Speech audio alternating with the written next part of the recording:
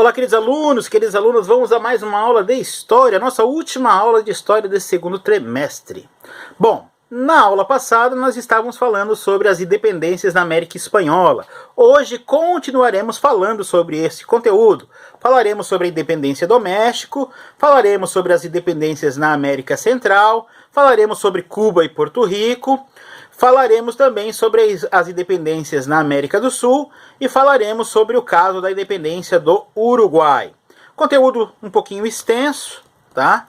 Já deixando para vocês que têm atividade para fazer sobre este conteúdo. Então façam as atividades. Então o vice-reino da Nova Espanha, onde hoje se situa o México, era a região mais rica e populosa da América Espanhola. O principal descontentamento dos crioulos, né, a gente já falou sobre os crioulos na aula passada, nos primeiros anos do século XIX, referia-se ao controle rígido que a Espanha mantinha sobre a região. Então foram os crioulos que lideraram as lutas por independência no México, aliados a grupos indígenas e mestiços. O movimento contra o domínio espanhol começou efetivamente no dia 16 de setembro de 1810, liderados por um padre chamado Miguel Hidalgo. Camponeses, indígenas e mestiços insurgiram no pequeno povoado de Dolores. Hidalgo, defensor das ideias liberais e conhecedor dos textos de autores franceses e ingleses ligados ao iluminismo, defendia os interesses e as aspirações dos camponeses e dos grupos mais humildes da população. Miguel Hidalgo chegou a proclamar o fim dos tributos indígenas e o fim da escravidão africana. Porém, após um período de lutas, os rebeldes acabaram derrotados pelas forças leais à Espanha, e aí o padre Hidalgo foi julgado e executado em 1811. Não era fácil ser revolucionário nessa época, qualquer coisa acabava em julgamento e execução. A luta dos rebeldes pela independência do México continuou após a morte de Hidalgo, e a liderança passou a outro padre, chamado José Maria Morelos. No entanto, Morelos também foi preso e executado em 1815. Depois disso, a luta adquiriu um caráter de guerrilha. O movimento pela independência do México foi um processo longo e bastante complexo. Foi somente em 1821 que o movimento teve um desfecho. A independência daquele que seria o futuro México foi negociada entre membros da elite num processo realizado sob a liderança do militar Augusto de Iturbide. Em 1821, a Capitania-Geral da Guatemala, até então sob domínio espanhol, foi anexada pelo México recém-independente.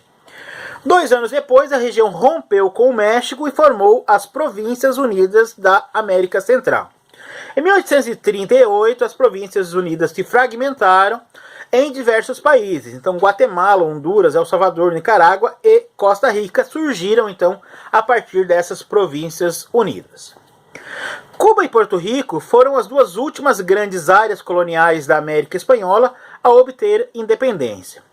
Cuba possuía uma grande produção de cana-de-açúcar, café e fumo, e que se utilizava aonde se utilizava o trabalho escravo africano, e era uma importante fonte de lucros para a coroa espanhola. Ao longo do século XIX, a Espanha em crise e já sofrendo com as independências de suas colônias da América do Sul, procurou então fortalecer os laços com Cuba com o intuito de não perder esta importante área colonial. Ao mesmo tempo, a oligarquia crioula de Cuba, ou seja, as elites, não desejavam perder seus privilégios financeiros e seus escravos.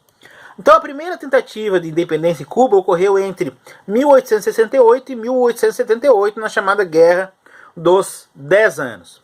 Porém, esse movimento fracassou, reprimido pelas forças espanholas.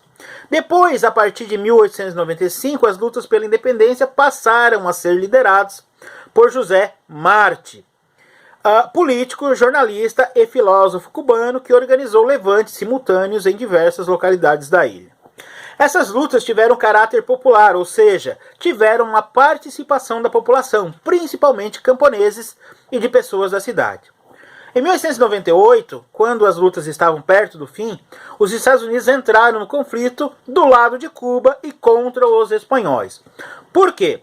Porque os Estados Unidos demonstravam há muito tempo interesse comercial na região, ou seja, os Estados Unidos entraram por causa do din-din. Os espanhóis, derrotados assim, assinaram a Declaração de Independência de Cuba e cederam aos Estados Unidos como indenização de guerra as Filipinas e Porto Rico. Uma vez expulsas as autoridades espanholas da ilha, os Estados Unidos então mantiveram ali uma intervenção militar que durou até 1902. Nesse ano, a República de Cuba foi formalmente proclamada. Posteriormente, a gente vai falar sobre isso, Cuba passou a ser um país socialista, né, quando passou pela luta por uma guerra revolucionária, onde o capitalismo foi retirado e foi colocado o socialismo no local, né, pelos irmãos Castro e pelo Che Guevara. Posteriormente a gente vai falar sobre isso. E as independências na América do Sul. Bom, em julho de 1816, a Província Unida do Rio da Prata, a atual Argentina, declarou formalmente a sua emancipação política. José de San Martín, governador da província de Mendonça, uniu-se às forças rebeldes e avançou em direção ao Peru e o Chile, participando também da independência dessas colônias espanholas.